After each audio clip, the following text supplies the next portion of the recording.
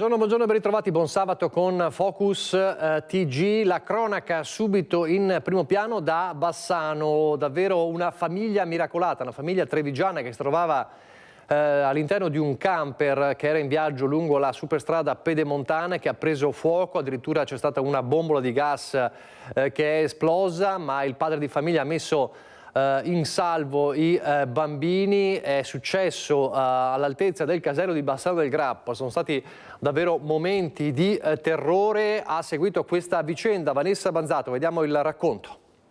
Tantissima paura. Ieri sera attorno alle 20:30 ci troviamo in prossimità del casello dell'SPV Bassano Ovest, dove ieri si è sfiorata letteralmente la tragedia, perché un camper al cui interno si trovava una famiglia di Giavera del Montello, padre, madre e due bambini, si era fermato per pagare il pedaggio quando il conducente ha avvertito uno strano odore di fumo. È uscito per controllare ed è stato provvidenziale proprio questa sua uscita, perché si è accorto subito delle fiamme che stavano uscendo dal mezzo. Ha fatto uscire immediatamente la moglie e i due figlioletti. Si sono allontanati appena in tempo, perché oltre alle fiamme è esplosa una delle due bombole di GPL che si trovavano proprio dentro il camper.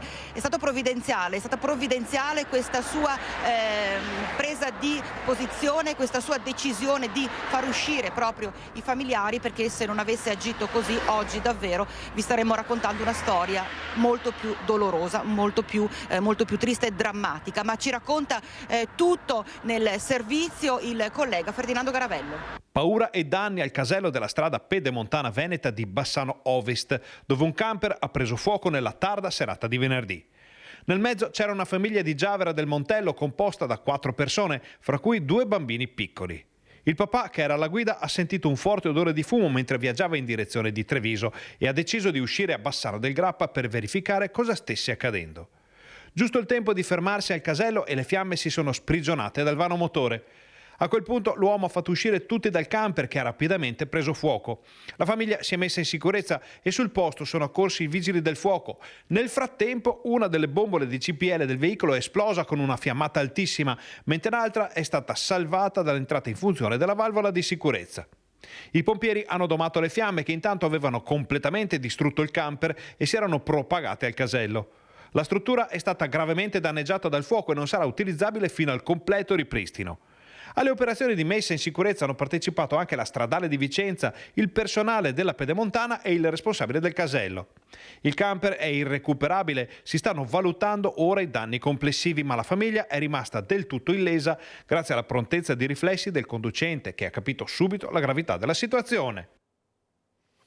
Questo dunque è accaduto la tarda serata ieri a Bassano del Grappa. Adesso torniamo a parlare della piaga dei furti che non conosce confini. Partiamo da quanto accaduto a Noale, con una famiglia che si trova i ladri in casa all'ora di cena. Il racconto di Anna Maria Parisi. Cosa è successo mercoledì? E niente, è successo che mi sono trovata in casa, pensavo una persona, alla fine erano 2. I ladri? Sì, certo, i ladri. Paura e terrore a Cappelletta di Noale mercoledì scorso durante l'ora di cena, quando Manuela insieme al marito si è ritrovata faccia a faccia con i ladri. E uscendo dalla cucina me lo sono trovata davanti Velo Tranquillo, che scendeva le scale con una federa nella quale aveva messo quello che ha potuto trovare. Bottino di circa 1 migliaio di euro tra monili e oro, ladri che hanno agito in camera da letto, ma non lasciando ogni cosa alla rinfusa, anzi riponendola e ripiegandola, come si vede dalle foto scattate subito dopo il blitz. Si tratta del secondo furto subito in appena 2 anni, il primo a gennaio 2022. L'altra sera i ladri sono riusciti ad entrare indisturbati in casa, accedendo dalla porta tagliafuoco lasciata aperta e disattivando pure il sistema di videosorveglianza. Praticamente questo scendeva da qui E l'hanno spento, perché abbiamo le telecamere qui, poi ci sono anche dentro. Ladri messi in fuga dalla stessa Manuela, la depredata, che li ha inseguiti fino al cortile. Io, come l'ho visto dentro in casa, non so, non ho capito più niente, e ho urlato, ho iniziato a seguirlo, quindi l'ho seguito in questo giardino. Quando sono arrivata qua mi sono accorta che c'era anche un'altra persona che stava già scavalcando. Questo ha corso, ha scavalcato la rete, e quando ha capito che io non potevo scavalcare la rete perché ho appunto dei problemi al ginocchio, mi ha sorriso, mi ha detto delle cose che io non ho capito. Incaricati delle indagini carabinieri, il doppio appello di Manuela, il primo anche in qualità di portavoce dei residenti, al sindaco Stefano Sorino. Io questa mattina proprio ho chiesto un appuntamento al sindaco perché secondo me ne senti troppe. È ora che facciamo qualcosa di concreto. Non so se servano più forze dell'ordine. Adesso magari dico una cosa, una stupidaggine, però c'è anche l'esercito. In alcune città interviene l'esercito. Quindi io penso che Noale e le zone limitrofe abbiano bisogno di avere più... come dire, che ci siano persone che ci tutelino di più. Infine, l'invito alla comunità affinché ciascuno riesca a dare una mano alle forze dell'ordine per la cattura dei criminali. Noi cittadini dobbiamo denunciare, perché io credo che se non arrivano le denunce, le forze dell'ordine non hanno del materiale sul quale avere dei riscontri. E poi nella Marca trevigiana colpita in modo particolare in questi giorni la zona occidentale, vediamo il racconto di Christian Arboit. È riuscito a dormire stanotte? Poco. Sono più agitato oggi che non sono neanche capace di parlare perché mi sento che non sono capace di parlare. Ieri sera ero più tranquillo. È scosso Gino Schievano, 85 anni, una delle vittime dell'ennesimo raid messo a segno nella zona di Vedelago, per la precisione ad Albaredo. Il furto dopo le 7 della sera, non appena l'uomo esce di casa per andare a cenare dalla figlia. La luce esterna è accesa, ma questo non impedisce ai ladri di entrare e mettere tutto a soqquadro. Al ritorno Gino trova foto e ricordi di una vita sparsi a terra, una vera e propria furia, persino in bagno. Hanno tolto il coperchio e messo qua dentro, pensando che ci fosse dentro cosa? Soldi o oro, non lo so. Spariscono 6 euro da un borsellino e un orologio acquistato in Svizzera da giovane emigrante con i primi risparmi. Natale del 59.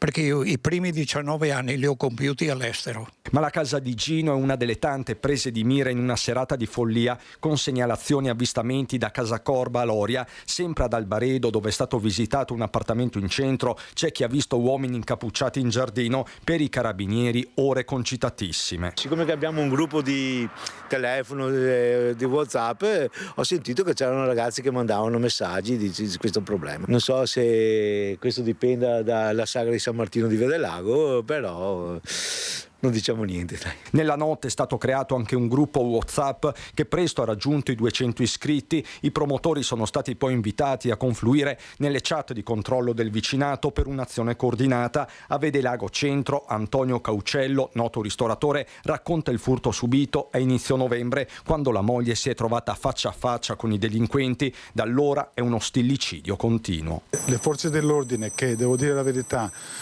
con il nuovo comandante stanno facendo un ottimo lavoro su Vedelago anche per altre cose, anche loro giustamente magari sono anche in pochi e devono affrontare un territorio così vasto con magari una volante notturna. Si vive male, bisogna sempre stare attenti, è un fenomeno che sta aumentando in questi giorni sempre di più. Vengono così facilmente di giorno, con la gente in casa, abbiamo paura veramente. Ho detto anche ai carabinieri stamattina, quando riuscite a prenderne uno, cioè per me dovreste caricarlo in macchina, portarlo al mare e dirle niente a nessuno. Questa sarebbe forse un'ottima soluzione. Lo sfogo di questo 85enne. Non c'è solo la piaga dei furti in casa, anche la sicurezza lungo le strade. Allora torniamo a Mestre. Prima nelle parole della signora Manuela, che era intervistata da Anna Maria Parisi a Noale, si parlava dell'esercito, no? I lagunari in strada per la sicurezza. È una questione, quella della sicurezza a Mestre, che vede ogni giorno di fatto un episodio come quello accaduto in via Dante 2 operai, 2 lavoratori che sono stati picchiati e derubati da 2 tossicodipendenti. Anna Maria Parisi ancora, buongiorno.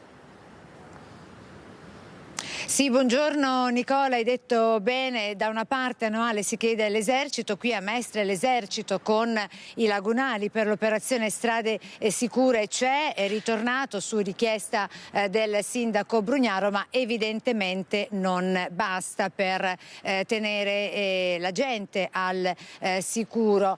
Quanto raccontavi tu, l'episodio della violentissima rapina con una violenta aggressione accaduta nella notte tra mercoledì e giovedì scorso, proprio qui dove ci troviamo noi, lungo il sottopasso di via Dante, lato Mestre, stazione dei treni di Mestre, con 2 operai che all'1:30 del mattino avevano terminato il turno di lavoro, hanno attraversato il sottopasso per andare dalla parte opposta e raggiungere la loro abitazione a Marghera, dove non sono arrivati perché barbaramente picchiati a mani nude e sembra anche con l'uso di oggetti contundenti, ma non è stata confermata dalla questura quest'ultima notizia, per essere derubati dello zaino, portafoglio, cellulare e soldi. Aggrediti da un gruppo, 2 operai di origine nordafricana, aggrediti da un gruppo di connazionali di origine del centro Africa e da una ragazza veneziana. Un gruppo di 6 persone presi dalle volanti della questura di Venezia, 2 di loro appunto la ragazza veneziana di 27 anni e un ragazzo africano di 33 anni d'origine marocchina. Con me per commentare e valutare la situazione Carlo Pagan, buongiorno. Segretario PD del Circolo Piave e Piraghetto, già consigliere comunale nonché residente della zona. Nel territorio. Lei ha visto cambiare questa zona, lei abita qui da sempre, mi diceva, ha visto cambiare questa zona? La zona, come noto, è cambiata moltissimo e ovviamente per vari motivi, varie questioni di natura sociale, demografica, di età delle persone e di multietnicità, e con tutti i problemi e le complessità che le grandi città portano in prossimità della zona stazione, della zona ferroviaria. Che zona è questa dove ci troviamo noi, dove è avvenuta l'aggressione, l'ennesima tra l'altro? Ma l'aggressione ha particolarmente preoccupato i cittadini che sono disorientati per l'ennesima situazione di delinquenza, su cui speriamo venga fatto presto chiarezza da parte della questura, perché appunto pare si siano coordinati in una chiusura del sottopasso da una parte e dall'altra nelle sue entrate. Si sono ben organizzati? Purtroppo sembra di sì, la cosa preoccupa, disorienta molto i cittadini che abitano nella zona, perché questi sono sottopassi importanti che sono l'unico collegamento oggi presente tra Mestre e Marghera, e quindi auspichiamo anche che il grande progetto di riqualificazione della stazione con la costruzione della piastra di collegamento tra Mestre e Marghera acceleri nella sua realizzazione. Chiediamo all'amministrazione anche di farsi su questo portavoce con RFI per vedere passi avanti a questo ambizioso, importante progetto. Ecco. La interrompo soltanto un attimo perché stavo guardando che c'è una telecamera con delle immagini alle nostre spalle che adesso stanno visionando gli agenti della questura di Venezia per quanto attiene appunto al violento pestaggio. In merito a quanto diceva lei, al progetto della riqualificazione di questa zona ripresentato dal sindaco a inizio anno corrente con 100 milioni di investimento di RFI, che però sembra non ci siano più questi soldi. Ma il progetto è sicuramente complesso perché ha un intervento lato Mestre, un intervento lato Marghera e questa piastra di collegamento. Secondo me la complessità richiede un lavoro capillare, un passo per passo, senza slogan o presentazioni di grandi eventi, ma con un lavoro fatto in modo capillare da parte di tutti, dove ognuno deve fare la propria parte. Ultima domanda, da parte del PD quali le proposte per la sicurezza? Ma noi crediamo ad un lavoro assolutamente coerente ma coordinato tra cittadini, forze dell'ordine, associazioni, esercenti, associazioni, mondo della politica, ma è un lavoro da fare capillare, quindi chiediamo un incontro settimanale da fare su questa zona della stazione, aperto a tutti. Chiediamo che gli spazi comunali vengano aperti in via Sernaglia per provare a fare un calendario di incontri fitto in cui si lavori, si fanno meno annunci ma si entri nel merito di tante piccole cose e tanti piccoli interventi che forse possano contribuire a un lavoro sulla città. Una città deve prendersi cura di se stessa. Vediamo che noi poi ci salutiamo, a cominciare ad esempio dall'illuminazione di questo passo che normalmente è utilizzato sempre da tossicodipendenti, purtroppo, e da spacciatori. Sì, questo è un retro, come molti angoli di questo pezzo di città è un retro, è un'area che non è viva, su cui bisogna assolutamente intervenire.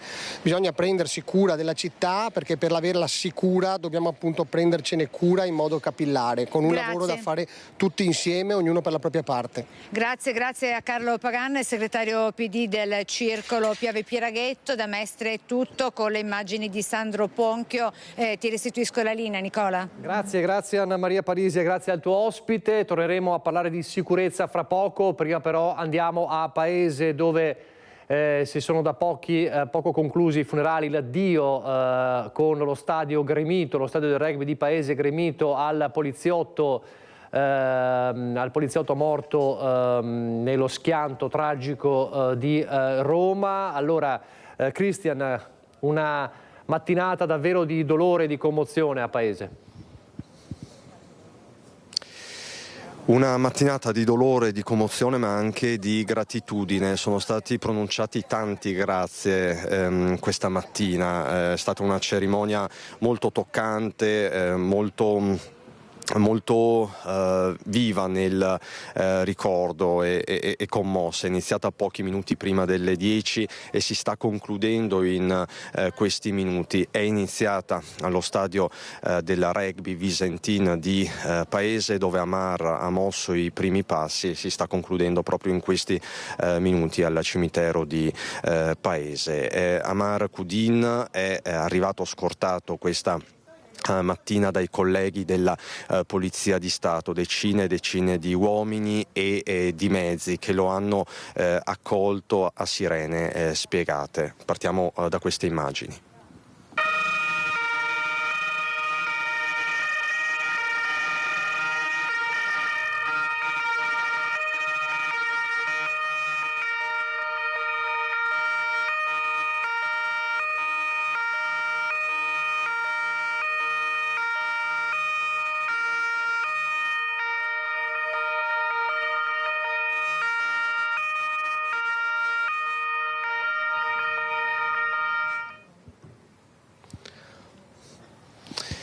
È arrivato così Amar Kudin nel suo stadio del rugby, lo stadio del rugby che lo ha visto crescere fino dalla primissima età. E qui con me c'è Pierluigi Pozzebon, che è presidente della Rugby Paese e che ha conosciuto Amar e che era pronto a riaccogliere Amar, perché Amar a gennaio-febbraio avrebbe ricominciato a giocare per il Rugby Paese. Certo, aspettavamo il trasferimento di Amar, che era prossimo, veramente prossimo, e gli accordi nostri era che sarebbe tornato con noi a giocare. Sarebbe stato un momento importante per noi, sì, purtroppo è andata così.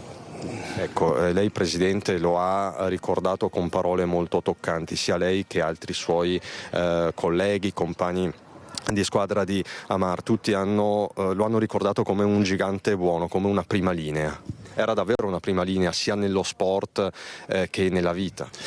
Ma Amar è sempre stata una persona piena di sé, pronta ma anche orgogliosa, ma anche diceva sempre ci penso io, mi arrangio io, lo faccio io.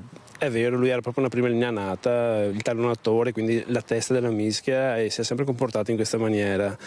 Io credo che lui piacesse prendersi responsabilità, aveva tanta leadership naturale sui suoi amici, sui suoi compagni. è veramente una persona che si è sempre messa in prima fila, questo è vero, sì. Ecco, e tra l'altro appunto alle spalle c'è una esistenza difficile, c'è una storia difficile. Amar è arrivato a paese con la sua famiglia, con la mamma, con la nonna nel 1993, nei primi anni 90, quando l'ex Jugoslavia era sconvolta dalla guerra. Lo stesso papà di Amar era da poco morto proprio sul fronte, e quindi diciamo l'inizio non è stato facile, ma la comunità, il mondo del rugby è riuscito a dare forza ad Amar.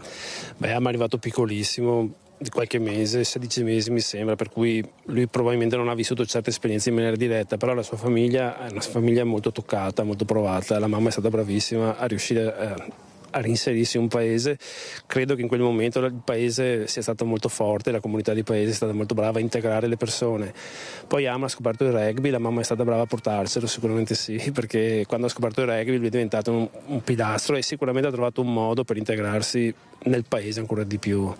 Penso che lo sport abbia questa funzione sicuramente, e il rugby sa aggregare molto sicuramente. E anche per questo la sorella di Amar, Tamia, a un certo punto ha preso la parola e ha voluto anche ringraziare la comunità del rugby e l'intera comunità di paese. Lo ha fatto citando alcune frasi molto note attribuite a Sant'Agostino. Sentite la sorella Tamia. La morte non è niente, sono solamente passato dall'altra parte. È come se fossi nascosto nella stanza accanto. Io sono sempre io e tu sei sempre tu. Quello che eravamo prima, l'uno per l'altro, lo siamo ancora. Chiamami con il nome che mi hai sempre dato, che ti è familiare. Parlami nello stesso modo affettuoso che hai sempre usato. Non cambiare tono di voce, non assumere un'aria solenne o triste. Continua a ridere di quello che ci faceva ridere, di quelle piccole cose che tanto ci piacevano quando eravamo insieme. E ne avrei tante da raccontare. Sorridi, pensami. Il mio nome sia sempre la parola familiare di prima. Pronuncialo senza la minima traccia d'ombra o di tristezza. La nostra vita conserva tutto il significato che ha sempre avuto. È la stessa di prima, c'è una continuità che non si spezza. Perché dovrei essere fuori dai tuoi pensieri o dalla tua mente solo perché sono fuori dalla tua vista? Non sono lontano, sono dall'altra parte, proprio dietro l'angolo. Rassicurati, va tutto bene. Ritroverai il mio cuore, ne ritroverai la tenerezza purificata. Asciuga le tue lacrime e non piangere se mi ami. Il tuo sorriso è la mia pace. Grazie di cuore a tutti, alle istituzioni, alla polizia, a voi del rugby, a tutte le squadre che l'hanno accolto e l'hanno sempre trattato come uno di famiglia. Grazie, anche da parte di mia mamma, grazie.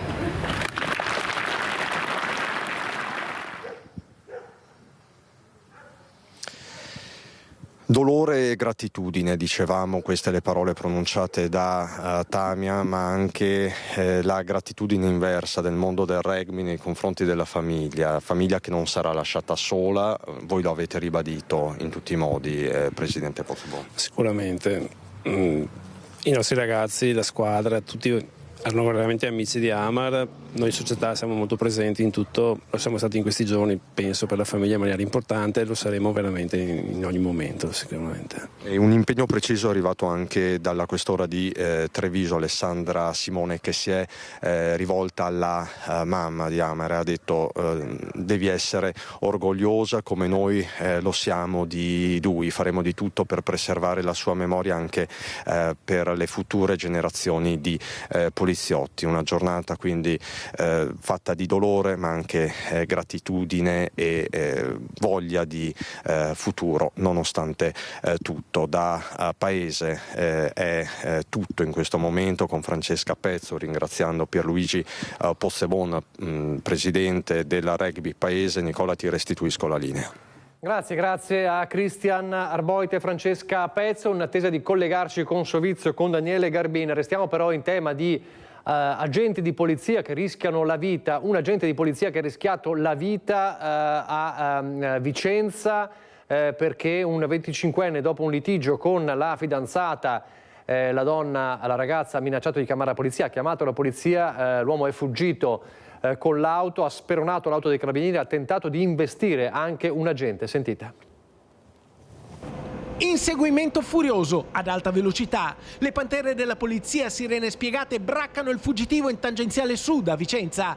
Tutto è iniziato qualche minuto prima. Una ragazza chiama il 113 e chiede aiuto. Si trova a Ponte Alto, ha litigato col fidanzato e ha paura.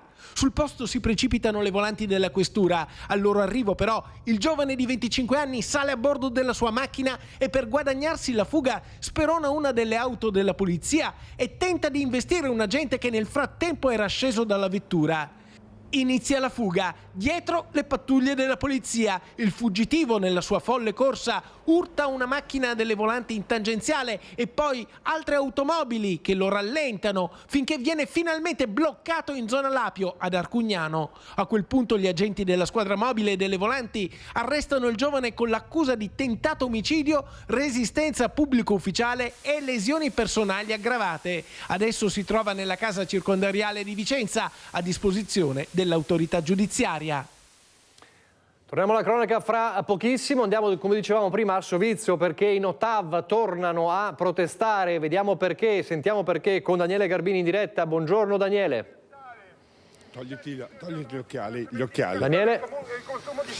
Sì, buongiorno Nicola, buongiorno a te ai telespettatori. Siamo proprio a Sovizio, siamo in prossimità di Vigo, proprio alle mie spalle è appena arrivato il comitato di Notav, insomma il gruppo del centro sociale del Bolciodromo ha organizzato questa protesta nei confronti di qualcosa che sta insomma iniziando in questo posto. Praticamente questa è una valle di oltre 600.000 metri quadrati destinata a essere un bacino di laminazione, un'opera prevista con la TAV, no? di compensazione. Voi, Elena Guerra del comitato che avete organizzato questo, è qui a protestare perché teme che la cementificazione di un'opera che manca di un documento importante. Di che cosa si tratta? Allora, questa è un'opera che deve andare a compensare gli ulteriori effetti devastanti a livello idrogeologico che avrà il TAV sulla nostra città, che è già fortemente cementificata. Qual è il problema? Ora, quest'opera è stata bloccata perché manca una valutazione di impatto ambientale sul progetto definitivo che ha raddoppiato la portata del bacino rispetto al progetto preliminare che invece la valutazione di impatto ambientale ce l'aveva. Ora, io tiro in ballo il Vajont, ma ci ricordiamo cosa succede, no? Fare le grandi opere con rischio idrogeologico quando non ci sono le valutazioni di impatto ambientale.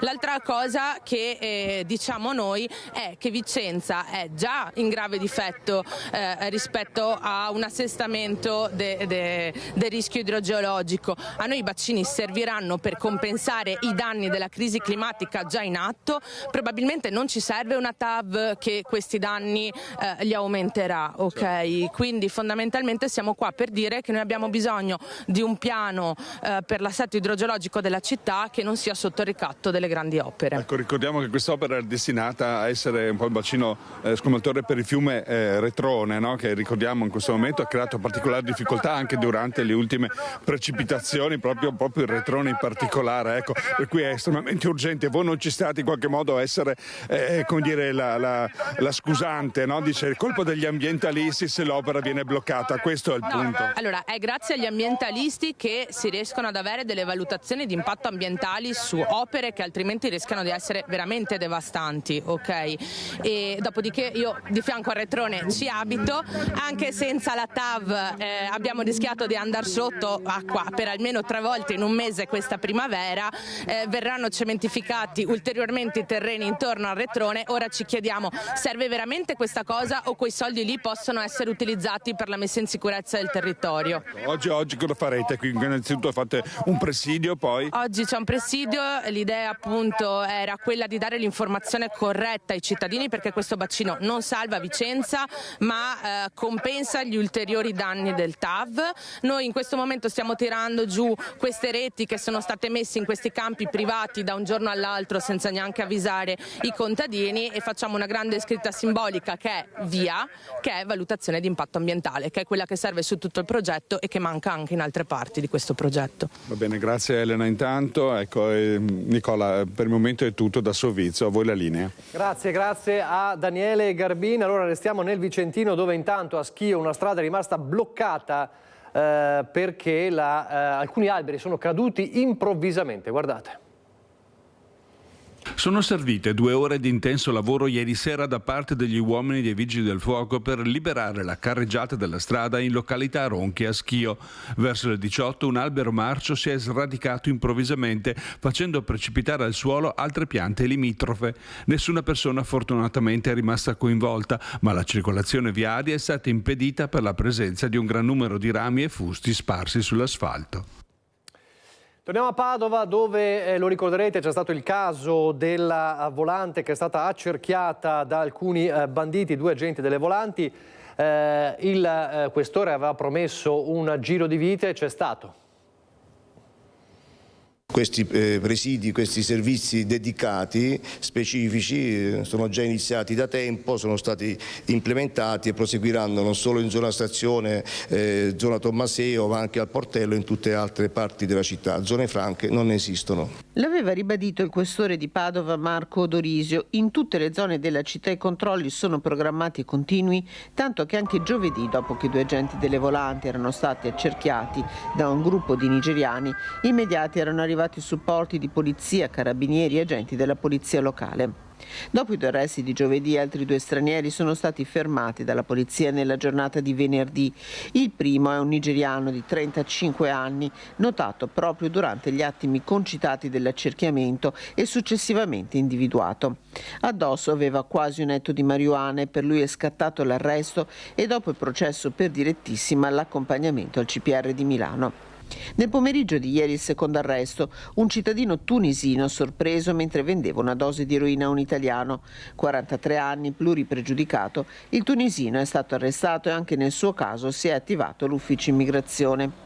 Se i controlli continuano, non si fermano le polemiche sulla sicurezza della città di Padova, che lunedì sera aveva vissuto attimi di paura anche all'Arcella in Galleria San Carlo, dove 2 gruppi di stranieri si sono fronteggiati, passando dalle urla alle mani al coltello per una sigaretta rifiutata. Adesso pochi istanti di pubblicità, poi di nuovo in diretta.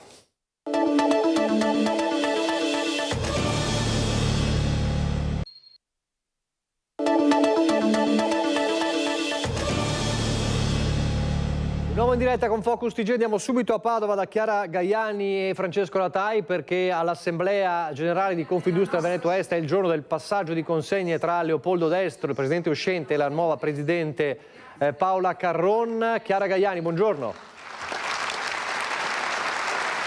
Buongiorno Nicola, buongiorno ai telespettatori. Sentite gli scroscianti applausi che stanno scandendo adesso proprio tutti in piedi per la conclusione del discorso di Paola Carron, la nuova presidente di Confindustria Veneto. C'è un problema forse col microfono, ti sentiamo molto basso. Adesso ho avvicinato. Ecco, perfetto. Sì. Allora, sono gli scroscianti applausi, dicevo proprio a Nicola e ai telespettatori, che stanno scandendo il discorso di Paola Carron, il primo discorso da presidente di Confindustria Veneto Est, l'assemblea generale delle 5.000 imprese associate a Confindustria Veneto Est questa mattina con uno scrutinio segreto ha eletto la nuova presidente. In apertura è stato proprio Leopoldo Destro, presidente uscente, a salutarla. Come vedete c'è grande entusiasmo, sta parlando agli imprenditori, sta elencando quali saranno i principi, i punti che porterà avanti durante il suo mandato. Il discorso si intitola Competere perché stanno vivendo un momento di difficoltà. Le imprese, i dati congiunturali non sono favorevoli, parlano di un calo di circa il 2%, per questo già il presidente Leopoldo Destro aveva rivolto un invito pressante al governo. Ci sono infatti vari ministri presenti proprio in platea, c'è il vice premier Tajani, c'è la ministra all'università Anna Maria Bernini, è presente anche il presidente di Confindustria, il governatore Luca Zaia. È stata anche l'occasione, l'Assemblea Generale di Confindustria, per guardare tra virgolette alle cose di casa nostra, ovvero all'orizzonte delle elezioni regionali del Veneto. Luca Zaia ha parlato dopo il Consiglio federale di questa settimana, ha detto non c'è stato un litigio, ma ha ammesso insomma che sicuramente il tema del candidato presidente del Veneto è un tema molto importante che gli sta molto a cuore. Ha detto non mi sono arrabbiato, ma e poi adesso insomma lo sentirete, ma sicuramente ho portato avanti le mie regioni ponendo anche una questione del nord. In sintesi ti racconto anche che anche il ministro Tajani ha parlato di Veneto rilanciando la candidatura di Flavio Tosi e escludendo categoricamente la possibilità di un terzo mandato, quindi una partita assolutamente aperta. Direi che con gli applausi insomma che continuano a cadenzare il discorso di Paola Carron, ringrazio per la collaborazione tecnica il collega Francesco Rattai. Da Padova ti posso restituire la linea. Grazie Chiara Gaiani. Allora, insomma, il tema della politica resta presente anche all'Assemblea di Confindustria Veneto Est. Allora, prima di sentire cosa ha detto Zaia a margine, intervistato anche da Chiara Gaiani, facciamo il quadro della situazione. Lo abbiamo raccontato in questi giorni, il servizio di ieri di Christian Arboit traccia proprio il quadro di quello che sta accadendo all'interno della Lega. Sentite.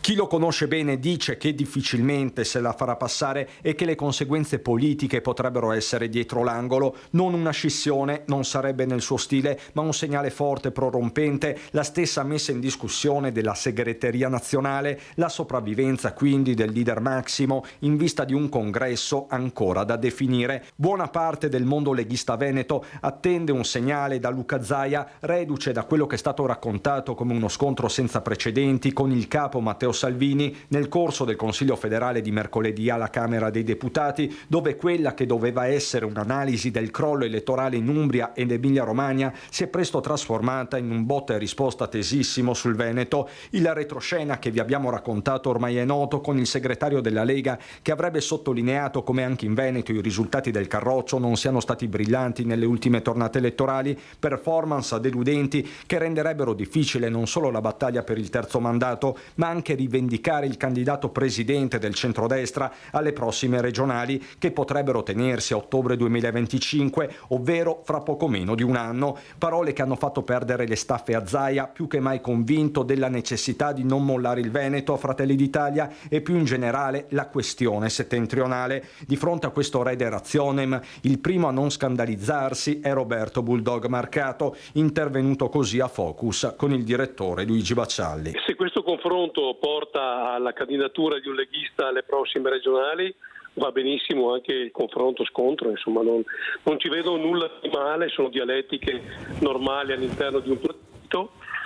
Spero bene che ci sia stata una reazione vivace da parte del governatore e spero anche e auspico che ci sia una reazione ancora più vivace e forte da parte del partito nella sua dirigenza. Che si confrontino può portare a trovare la soluzione migliore per le esigenze che hanno i nostri cittadini. Io posso solo testimoniare le amministrazioni locali, e mi riferisco a comuni e a provincia. Per quel che concerne la provincia di Treviso abbiamo ancora dei numeri che ci dicono che la Lega esprime una classe dirigente che è stata in grado in modo concreto di risolvere i problemi dei cittadini. Di fatto ora si attende la contromossa di Zaia con tanti leghisti veneti, non solo i fedelissimi, pronti a scatenare d'inferno il suo segnale, per parafrasare il gladiatore. Una cosa sembra certa, la battaglia sarà interna alla Lega, nessuno strappo movimentista, ma la volontà di incidere sulla linea politica senza escludere il cambio di segretario se ci saranno i numeri, magari con un asse Veneto, Friuli, Venezia Giulia. Insomma, Zaia potrebbe far valere tutto il suo peso politico nel partito. Nella Liga Veneta in tanti sperano sia la volta buona.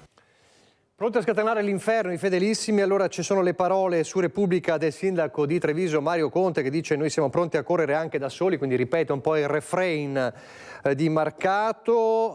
Non possiamo accettare logiche paracadutate da un tavolo nazionale che non tengano conto delle sensibilità territoriali. Noi siamo la Liga Veneta e presenteremo le nostre proposte, vinca il migliore. Quindi il messaggio è chiaro a Fratelli d'Italia. Allora sentiamo invece quello che potrebbe essere un messaggio invece a Matteo Salvini da Luca Zaia.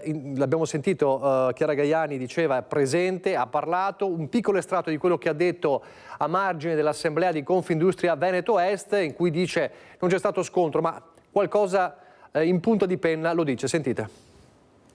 Uno scontro decisamente no, ovviamente il federale lo si fa, una riunione interna della Lega per parlare ovviamente del futuro e si è discusso del futuro a 360 gradi, dopodiché ho letto anch'io i giornali, ma parlare di scontro decisamente no. Ma lei non si è arrabbiato? Ma io non è che mi arrabbio, magari uno può avere, ognuno ha le sue modalità di esposizione, e ci sono dei momenti in cui esponi in una modalità e altri in altre modalità. Cito spesso Carducci da bimbo. A Carducci chiesero di fare un tema su sua madre e Carducci lo fece il tema, scrisse mia mamma e mia mamma punto e basta, la Lega punto e basta, e mi rifiuto di pensare che ci sia qualcuno che durante tutti questi anni abbia cambiato idea. Insomma, il messaggio sembra chiaro, staremo a vedere insomma quello che bolle in pentola nel centrodestra e nella Lega. Sono momenti molto delicati a livello politico. Lasciamo però la politica e parliamo di viabilità. Attenzione perché da lunedì, ma ce lo conferma la nostra Vanessa Banzato, c'è un cambiamento nella viabilità in zona Romano Dezzelino e quindi bisogna stare molto attenti. Vanessa Banzato in collegamento in diretta, buongiorno. Buongiorno a te Nicola, a tutte le persone che ci stanno seguendo. Hai detto bene, da lunedì ci sarà un'importante variazione della viabilità, soprattutto lungo la superstrada in zona Romano Nord, perché sarà chiuso l'uscita, praticamente lo svincolo d'uscita e di accesso proprio a Romano Nord. Con me il sindaco di Romano Dezzelino, Simone Bontorin, che ci spiega, sindaco, un po' come funzionerà proprio e tra l'altro quanto durerà questa modifica alla viabilità. Buongiorno a tutti, lo svincolo di Romano Nord da lunedì mattina alle 6 fino a venerdì della prossima settimana verrà chiuso al traffico per permettere la sostituzione delle barriere di sicurezza che corrono tutto lungo il percorso. Questa attività, questa chiusura è necessaria proprio perché nella parte di curva, che è molto più pericolosa, gli operatori dovevano essere messi in sicurezza e di conseguenza è stato deciso da ANAS di chiudere lo svincolo proprio per avere tutto il massimo sistema di sicurezza possibile. Ecco, sappiamo benissimo che è un'arteria trafficatissima, soprattutto dai mezzi pesanti. Quali saranno le alternative? Allora, per chi scenderà da Trento e vorrà entrare a Romano dovrà arrivare fino allo svincolo, fino all'uscita di Rosà, fino alla rotatoria della SPV e poi ritornare su, quindi sono circa 2,5 km più a sud. Mentre per chi vuole entrare nella zona industriale che è alle nostre spalle dovrà salire fino allo svincolo di Campese per poi scendere e uscire a Romano Nord proprio per entrare nella zona dell'area industriale. Non è nuova quest'area, soprattutto a lavori che stanno rallentando, che hanno rallentato in maniera importante la viabilità.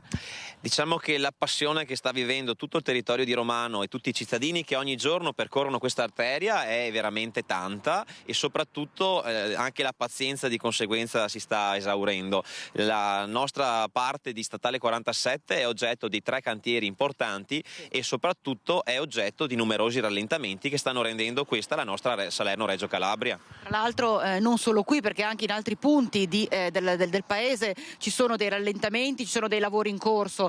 Lei parla di passione come sofferenza vera e propria. Capisco tutti i cittadini che si sono lamentati in questo periodo perché da lavori che dovevano durare qualche mese ormai siamo arrivati a 24 mesi di durata di questi cantieri. Capisco anche ANAS che ha la necessità di fare dei lavori con delle durate, delle asciugature, dei periodi di riposo, però a un certo punto bisogna anche essere consapevoli che le cose devono avere un termine.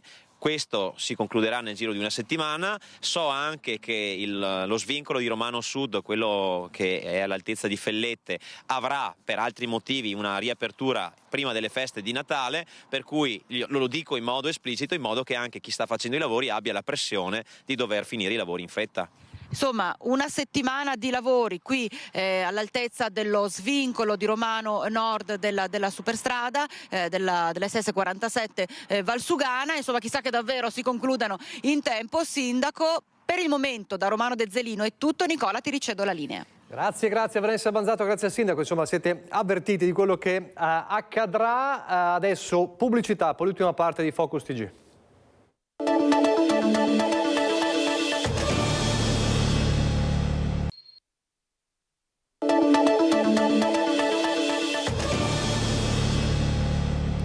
Di nuovo in diretta con Focus TG, ci concentriamo in quest'ultima parte proprio sulla città di Bassano del Grappa, a partire dalla decisione della Giunta Finco di cancellare l'ascensore dal piano delle opere, e intanto anche il Genius Center non se la passa troppo bene.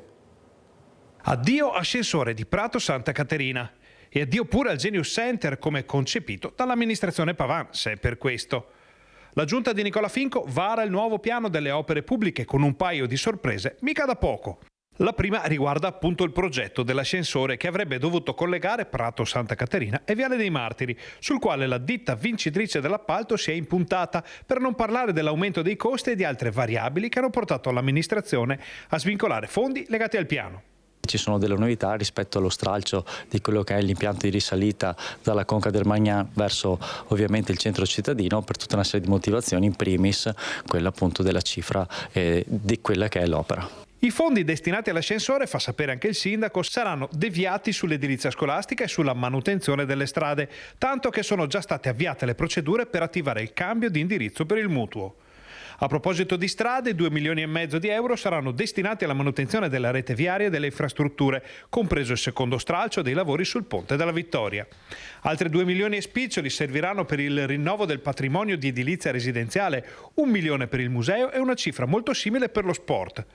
Chiudono la lista 700.000 euro per il verde pubblico e 100.000 euro per la sistemazione della pavimentazione di piazza Paolo VI.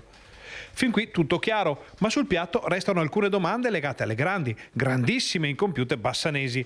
Qualche esempio?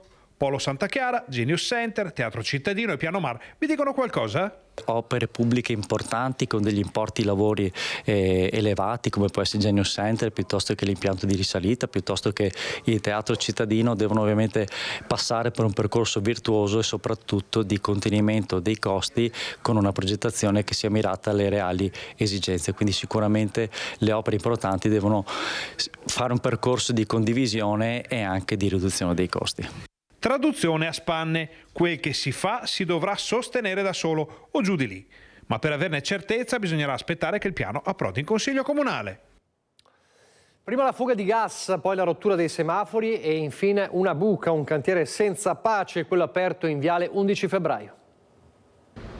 Non sono pochi 3 intoppi in pochissimi giorni per il cantiere della posa della fibra ottica all'altezza del semaforo di Viale 11 Febbraio. Sono successi 2 o 3 episodi, il primo è stato quello del taglio del tubo gas, il secondo invece è stata tranciata la linea elettrica che alimentava i semafori, e poi la buca di ieri sera, che è un avvallamento che si è formato perché chiaramente è ceduto il terreno sottostante quando ha fatto le ricoperture. La buca, segnalata da molti cittadini, in mattinata era stata sì ricoperta, ma segnalata solo con un semplice cono, senza preavvisi per chi deve usare la corsia più a sinistra. Lo farò presente alla polizia locale che magari faccia un giro e faccia sistemare la segnaletica come si deve. La buca, secondo l'assessore Zonta, è solo l'ultimo dei problemi che si stanno riscontrando. Sì, 3 episodi che evidenziano in qualche modo che molto probabilmente non sempre queste aziende fanno i lavori con dei criteri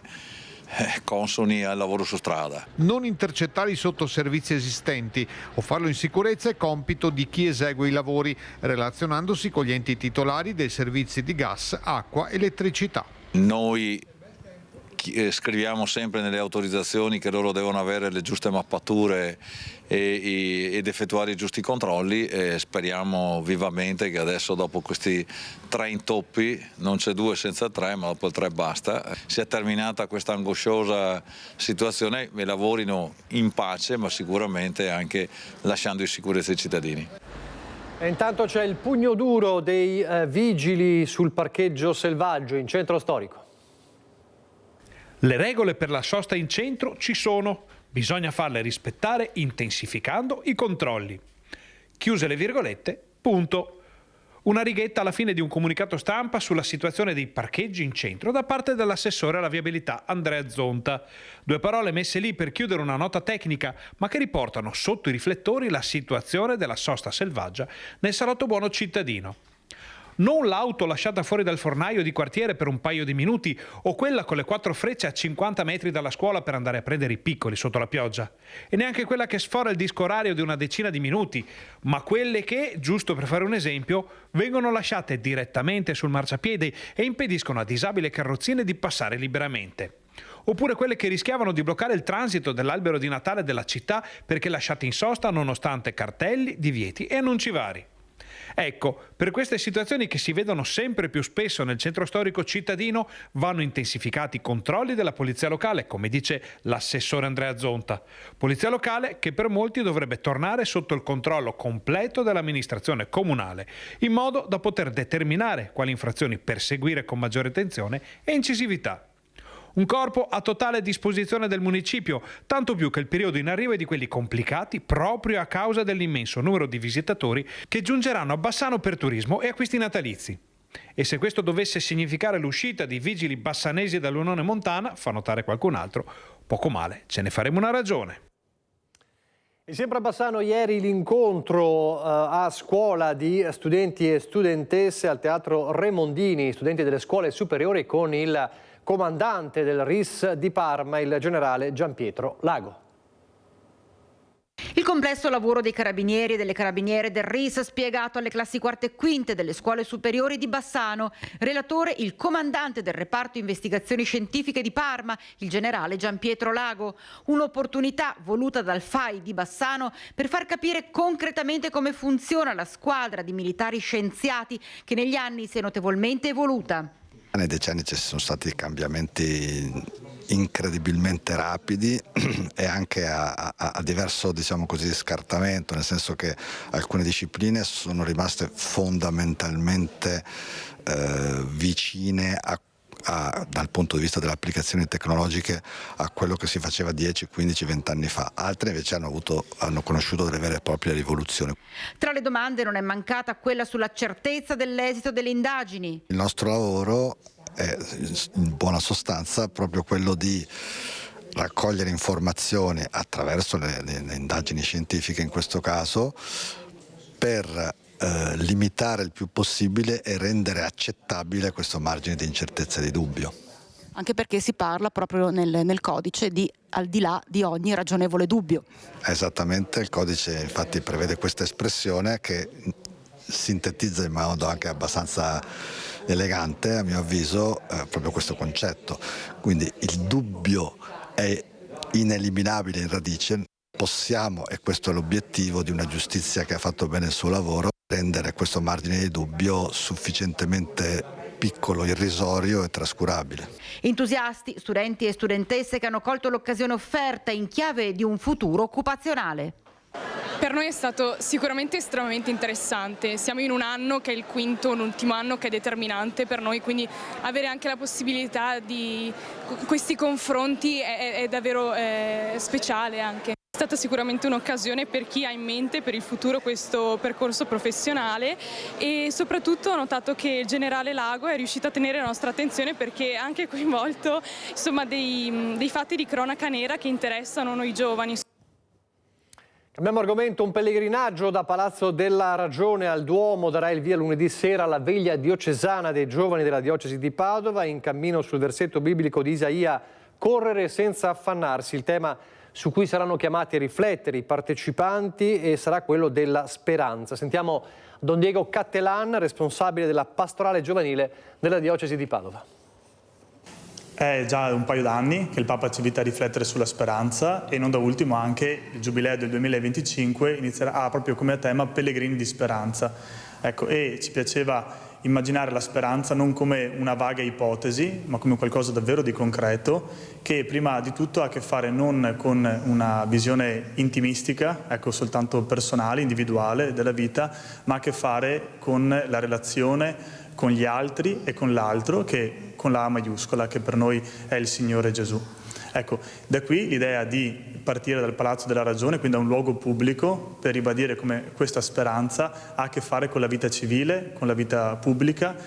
I giovani sono la speranza, ecco, anche questi giovani sono la speranza, dei giovani che si fermano, si prendono un'ora di tempo, un'ora e mezza per venire fino a Padova da tutta la diocesi, non per fare aperitivo, anche se non c'è nulla di male, ma in questo caso si prendono questo tempo per riflettere, per pregare, per interrogarsi sulla propria vita, sul valore che danno, sulla speranza. Ecco, già questa per noi è speranza. E poi appunto il Palazzo della Ragione con la sua bellezza non può che richiamare anche ad una speranza. Ecco, anche noi ci possiamo alimentare oggi grazie alla bellezza che vediamo attorno a noi. Con queste parole ci fermiamo qui, grazie per averci seguito, arrivederci.